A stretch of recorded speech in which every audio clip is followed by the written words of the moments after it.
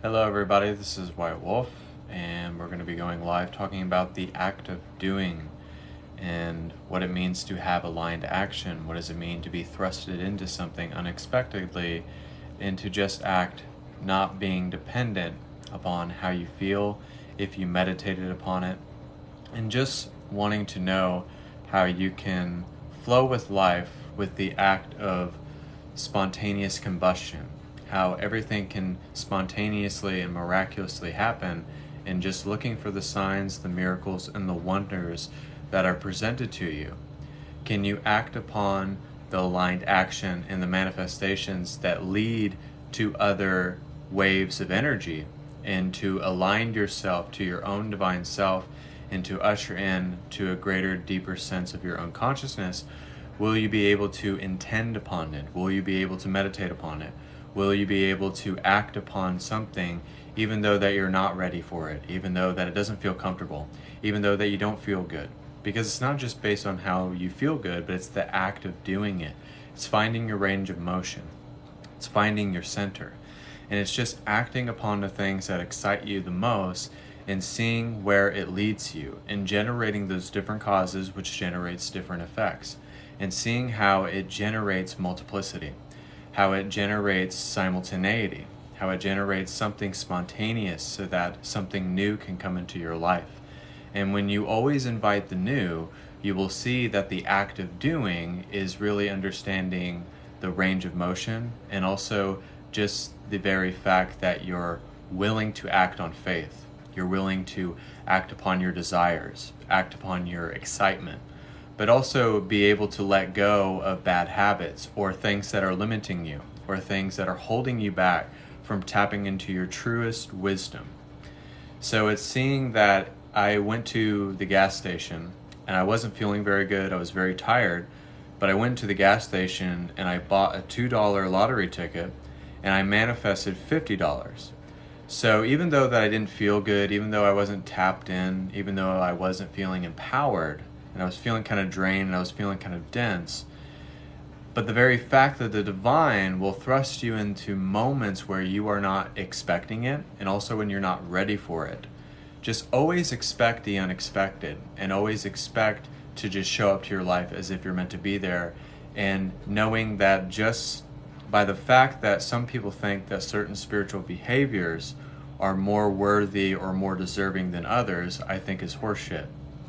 Because it's not dependent on how you meditated upon it. It's not dependent on how you felt about it. But it's just showing up as the divine wants you to act accordingly. Expect the unexpected. Don't be afraid to act on things. Don't be afraid of yourself. Don't be afraid to face yourself, but also don't be afraid to face challenges. And also don't be afraid to see the reflections and the signs and the miracles and the wonders that allow you to change, but also allow you to manifest the greatness within your life. Because you will never know if you don't try. And if you don't try, you'll never know. But in not knowing, you allow yourself to know more. You allow yourself to have a journey to embark upon. You allow yourself to see that it's not just one way to go about your journey, but there's many different ways to go about it. There's many different perspectives. And you realize that you're always changing and morphing into that metamorphosis of who you really are. You're like a butterfly that's coming out of the cocoon. And sometimes as we grow and we mature as humans, as we grow like from 10 to 20 to 30 to 40 to 50, we change. Our look looks different. We grow facial hair. We change and we grow, but our spiritual muscles are being worked to the bone. We're using that elbow grease. But it's not like in a sense where you're trying to make yourself struggle, you're trying to make yourself like force something to happen. You're trying to make yourself feel like you have to act a certain way to be spiritual, that it's not spiritual to do that you have to be in a relationship to feel like you're worthy or needing or deserving of something, or that you're not already made of the abundance that is here, that is present, that is now. Because you're already made of you being rigged. Everything is rigged in your favor. So everything is designed and rigged in your favor to capitalize on your encapsulation of energy. So it's just following those breadcrumb trails, but also following those signs, those confirmations that turn into realizations, that turn into aligned actions, which turns into range of motion, which allows you to see that you're exploring yourself, and then you allow yourself to have quantum manifestations.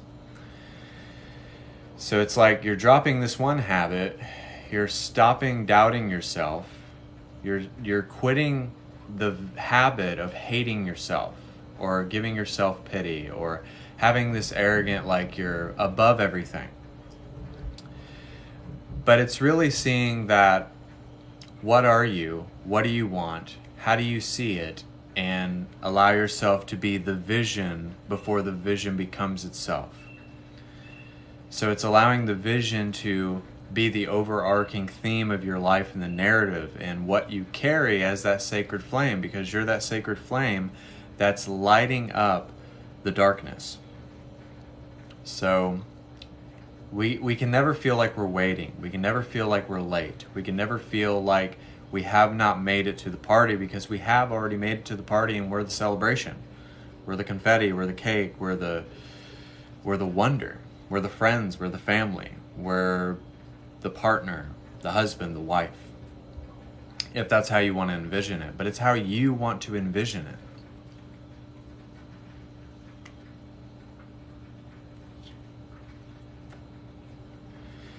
I think at the end of the day, it's not a certain spiritual behavior. It's not just based on how you feel, and it's not just based on how you meditate upon it.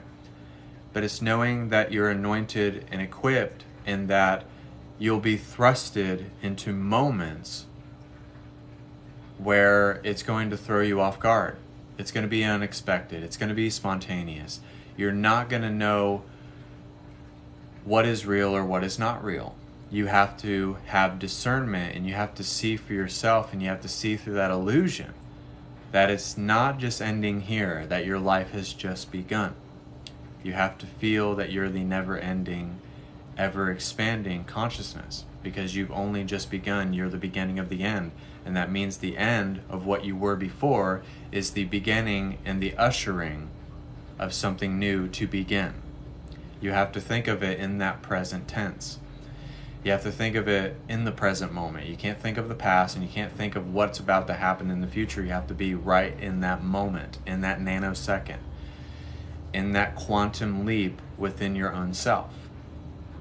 You have to see that it's following your compass. You can go north, east, south, and west. It doesn't matter where you go, but it's all a matter of where you want to go, what you want to do, how you're going to implement it, how are you going to apply yourself, but also just how you're going to choose the expansion. Because at the end of the day, we always choose what is best for us and what is meant for us. But also, are you ready for it? And even if you don't think that you're ready for it, most of the time that's when you're absolutely ready for it. That means that because of the feeling and the sensation of not being ready for it, means that there has to be some question. There has to be something inside of you that is ready for it, because you wouldn't be asking yourself that question. You wouldn't be asking yourself that.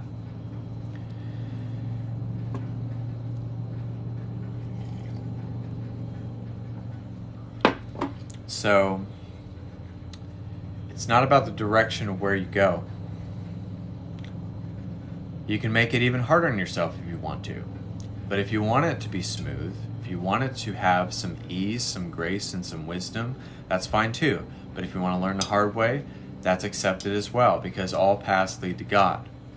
Everything leads you back to those golden arches. Everything leads you back to your consciousness. Everything leads you back to who you really are. So it doesn't matter what you choose, but I would recommend choosing the easier route. And I'm not saying a cookie cutter route. I'm not saying just take it smooth and don't do nothing and don't meditate and don't ever want to grow spiritually. That's not what I'm saying at all. But I'm saying want the best for your life. Want the absolute. Want to be of that seeking impulse all the time, because that is what drives you, because it's the question that drives you. It's questioning yourself. It's looking at yourself. It's looking at your shadows. It's loving your shadows. And it's looking at what is suppressing you and knowing that you can be at home always, anywhere, all the time, because you're the temple of Source. So choose yourself so that maybe you can choose some chosen ones. Live for yourself so that then you can live for others. Because that's what we're meant to do here on this planet. We're here to live for others. We're here to share. We're here to give a part of ourselves to this greater union of consciousness. And it's so beautiful because the simple act of just doing something, just by doing that one thing, and it could be something that you're putting off and it's suppressing other things, but just by doing that one thing out of obedience, out of discernment, but also out of empowerment, just by doing that thing that you've been suppressing for so long, probably your entire life, it will open up so many doors for you. And you'll see like, wow, I've been holding myself back because I've been afraid to do that simple act of doing that aligned action.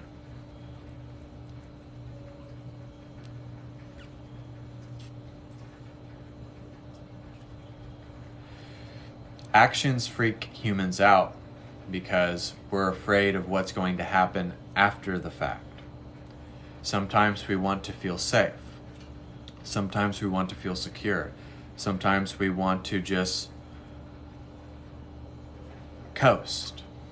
And yes, you can coast, but you have to have a breakdown in order to have a breakthrough. And then that breakthrough allows you to see that every parallel reality is intertwined. And once you have that breakthrough, you're breaking down barriers, and then you're building a brand new foundation to where you're able to accept every aspect of yourself, of reality, of all the light workers that are coming into this greater union, the 144,000. And you're seeing by just doing that, that you're showing someone else. You're being an example. You're being a leader. You're actually showing up to your life instead of unconsciously experiencing your life, but you're being the experience before the experience is made and manifested and intentionalized and experienced, because you're the appearance of light. So if you're the appearance of light, that means you're the appearance of everything. And if you're the appearance of everything, then that means that everything that is not of you has to be healed, has to be rearranged, and it has to be balanced. There has to be an ease, grace, and anointing that comes over you by coming into balance with your light and your dark side, but also your catalyst, also the things that you chose in this life that you didn't realize that you chose because you went through the veil of amnesia before you incarnated here. So you didn't realize that you chose that, but you did. You wanted all these experiences. And I'm talking about myself every time I go live. So almost all of my lives are for myself. So don't think I'm talking at you. I'm talking to you. Because talking at you doesn't get anybody anywhere. But talking to someone and listening to someone and actually acknowledging them and also recognizing them and being cognizant about who you are and what they are, and also just what is in your awareness, what is around you at all times, and how to protect yourself and how to really be yourself once again, because you could have thought that you're being yourself. You think that you have this name, you think that you have this body, you assume that you have to have all of these things that society thinks that you have to have. And then by the simple act of doing your spiritual practice, by meditating every day, by grounding yourself like I did earlier, I did for 30 minutes, I walked barefoot, and just by living your life by your own terms, knowing that you will break a lot of rules, that you will step on a lot of toes, that you will make a shift into this consciousness, this collective consciousness. no matter what you do, there's always a general shift, but there's also a shift in energy, the world, the platonic plates. I believe that's what they're called. But it's not being perfect. It's not being a perfectionist. It's not controlling anything. It's letting go. And then every day that you let go, more and more and more and more and more, you see that you're gaining something, you're adding something within your life. But the more you subtract, hence letting go, the more that you gain and the more that you allow. Because you can't allow anything if you're suppressing anything, and if you're resisting anything, then the world will never change.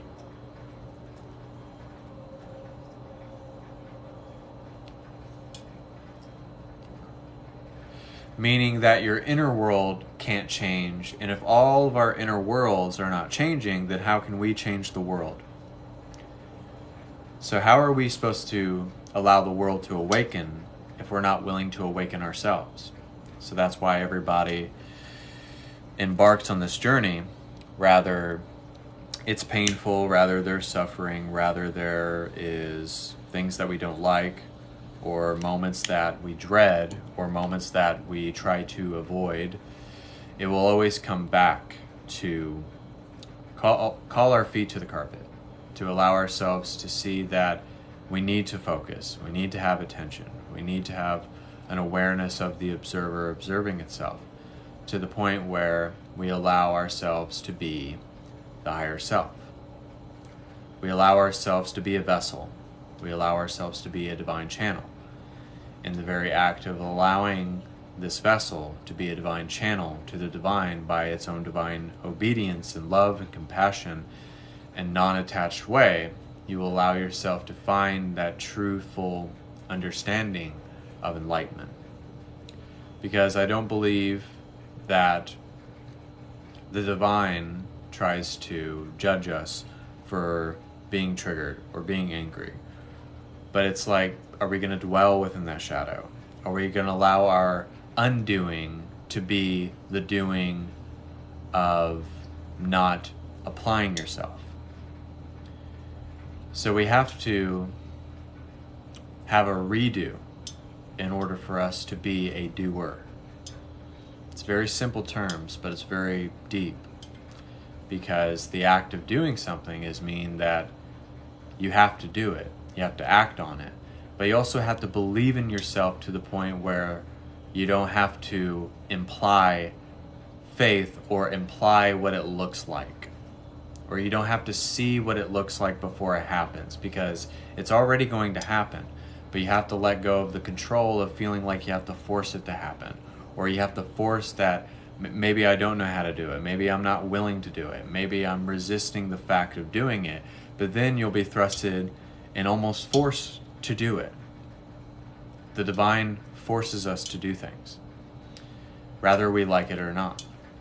But it's not a forcefulness of judgment and condemnation, but it's forcing you to be the best that you can be. It's forcing you to be in your divine essence, to be in the light. And it's just going to address things. And it's always going to do it out of love, out of tranquility. And it will always give you that sense of peace that I lived. I truthfully lived. Everyone dies, but nobody ever really lives. I believe that's a quote from a movie, Braveheart, with Mel Gibson. I remember there was I lived with my roommate and his parents, and he had a poster in one of the rooms. It says, every man lives. Every man dies, but not every man lives.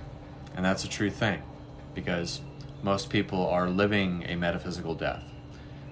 Most people are living in a zombie mode, in a drowsy mode, in a lethargic mode all the time. But don't you truthfully want to live and breathe life within your space because of the very simple act of just showing up and doing the work and just doing the actions that are required from you and just following it to the point where it leads to a journey with an infinite number of journeys? It allows you to see that it's not just one way, it's not one perspective. It's finding a way to be non-attached. It's changing your emotions. It's changing the way you think. But it's also changing the way you feel, and also just the way you meditate every single day. Then it'll start to be easier to empower yourself. It will be easier to transform and to have that transmutation of your soul. It'll be easier. And it just gets a little easier and a little easier, and it gets better.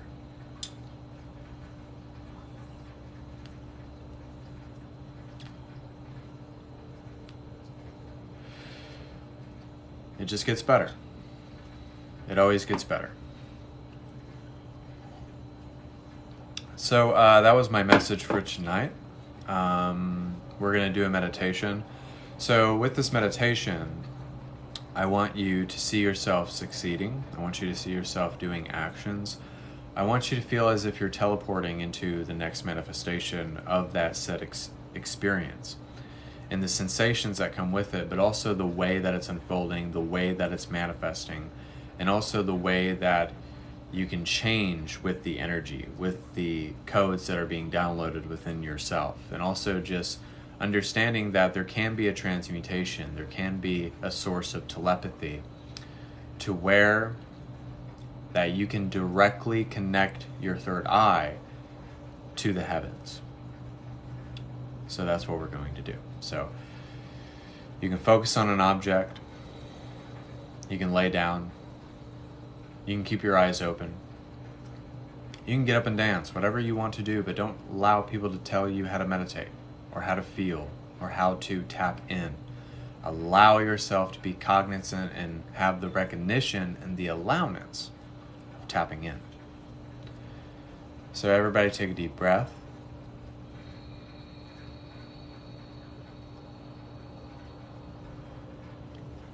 Exhale.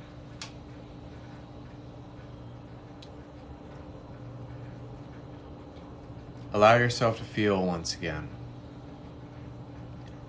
Allow yourself to see yourself acting upon something that you've been afraid to act upon.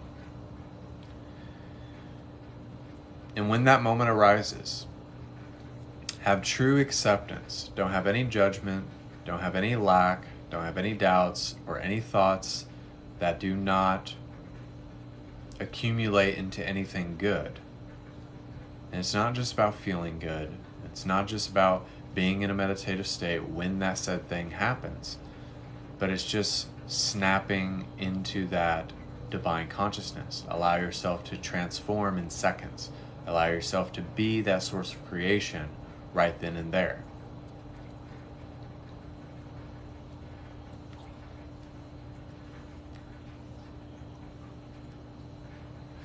So you allow yourself to just adapt to your environment. Allow yourself to shift very quickly. But it's just showing up, it's acting upon it. It's seeing how you're taking a chance on something. You're taking a shot on something. You're trying something new. You have to be willing to try something new, even when it seems very scary. Even when doubt creeps in. Even when you don't feel like you know what's going to happen. But you know that you're going to face it head on. That you're going to allow yourself to grow. That you're going to allow yourself to just be the experience of the manifestation of life. To be a non-dual awareness. Your independence comes from your free will.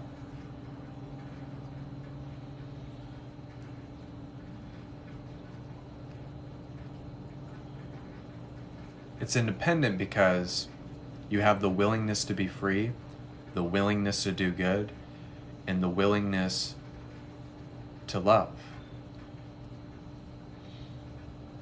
The willingness to be an example, to be a leader, is to do, is to try,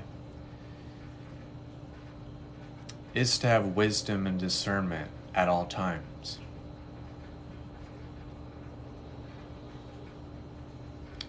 Even in the midst of your messiest moments, your triggered moments, your unhappy moments. Maybe you feel tired. Something will wow you. There will be signs, miracles, wonders, confirmations that will just be like a snap, like that. You picked up on the sign. You're setting the miracle into motion. You're finding that range of motion. It leaves a little bit of mystery. It leaves a little bit of wonder, a sweet taste of what is to come, but I don't know what it is, but it's going to be really amazing and awesome. And then that confirmation, when that thing manifests and generates a different cause and effect, and then it sets off a chain of reactions. Those reactions are generating cosmic spontaneous combustion, which is allowing you to multiply upon your own energy. It's a multiplicity. It's simultaneity multiplicity. It's simultaneous, but it's growing, and it's planting those new seeds. It's allowing yourself to have those roots.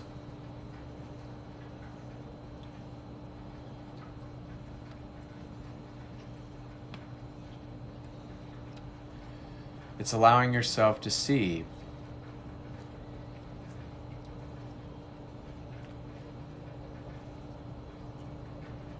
that there is no time, that the divine is always working.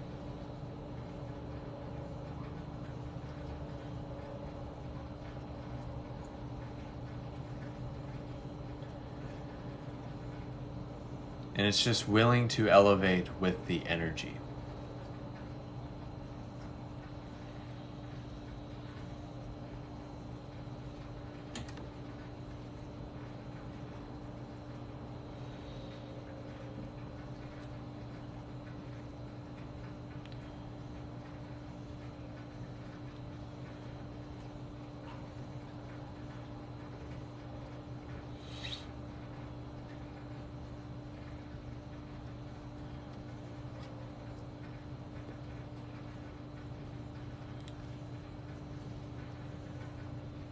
So who do you want to be? It's a choice. That's all you have to ask yourself in the morning. Who do I want to be? What do I want this day to represent? What can be my newfound intention that will allow me to act on my purified desires, that allow me to empower and accentuate the energy, which will lead to great relationships, which will lead to great manifestations, getting rid of the old and in with the new, generating different causes, which generates different effects, but also allowing that higher self to come into the physical vessel, to not limit our physical vessel, so that we're embracing that non-physical counterpart.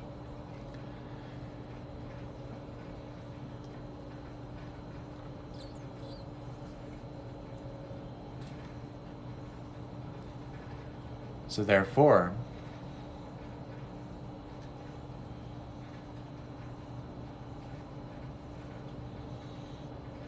we always have a redo. We always have a new start. There's always the end of the beginning and the beginning of the end, which is infinity, which is never ending, which allows us to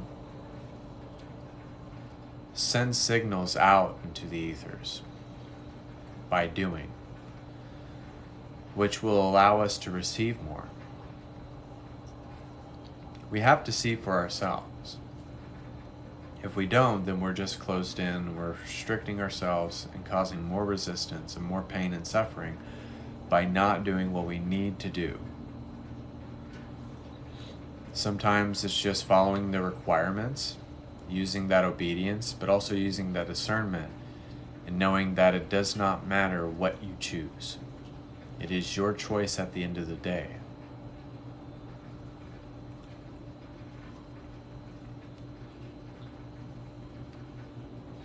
It's your choice at the end of the day. What do you want? What you need and what you want are two different things.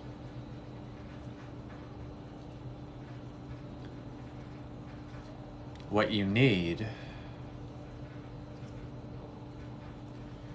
is what you've been living.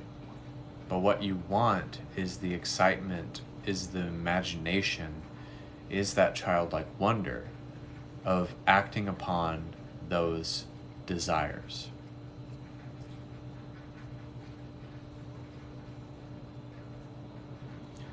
And being playful with the energy, and just testing it out. Finding out new theories, new ways of conducting experiments with your enlightened journey so that you can have that hypothesis.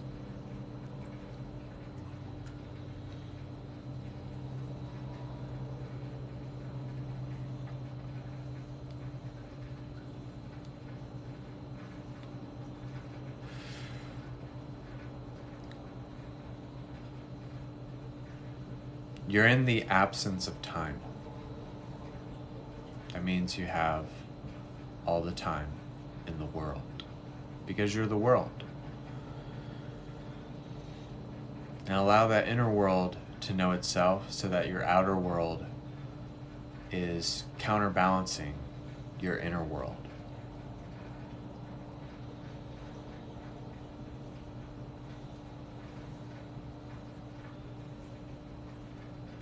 Everybody take one last deep breath.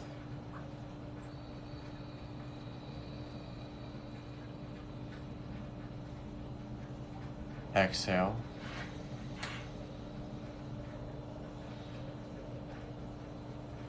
And so it is. So thank you all. I am complete. I hope you all are complete. Know that you can book private sessions anytime. Also, you can go to my YouTube channel, White Wolf, the Oracle of Loveline Wisdom, Instagram, whitewolf4741, and BitChute, White Wolf, the Oracle 23_@. So I hope you enjoyed that meditation. I hope you enjoyed the message. And until next time, this is White Wolf. Thank you. God bless, and namaste.